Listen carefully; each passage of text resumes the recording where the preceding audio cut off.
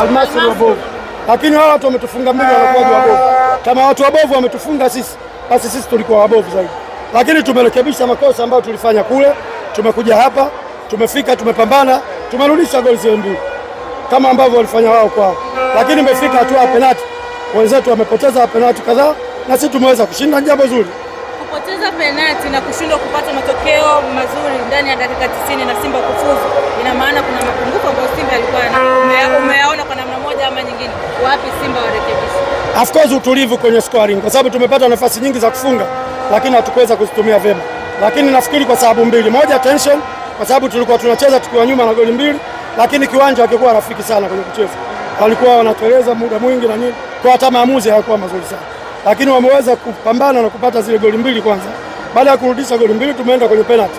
Tumefanya vizuri, ni jambo jema, tunashukuru Mungu. Lakini naamini kabisa kwenye hatua ya nusu finali, nafikiri kama tutakuwa tunacheza na Zamalek, tutaanza nyumbani au tunamalizia kule. Kwa hiyo tujipange vizuri kupata ushindi nyumbani, ili mradi tukenda kwao tukamalizie kazi iwe nyepesi.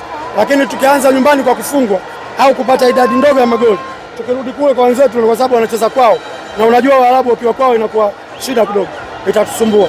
Lakini tunatakiwa tuwapongeze viongozi na wachezaji kwa kazi nzuri waliyofanya na hatimaye tumepata ushindi. Kama kocha, kitu gani unakiona ni kizuri kwa Musa Penpin Kamara kwa upande wa goalkeeper?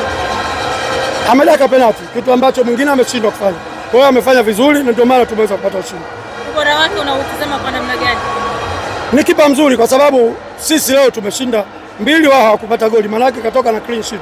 Tumekuja kwenye penalti, kafungwa goli moja, magoli mengine ameokoa. Kwa hiyo ni kipa mzuri ambaye ameweza kuisaidia. Makipa wengine unadhani wanataka kujifunza kitu gani kwa Penpin? Sasa itabidi walimu wao ndio watajua kitu gani cha kuwafundisha. Mimi kwa sababu sikai nao, sijui weakness zao wala nini.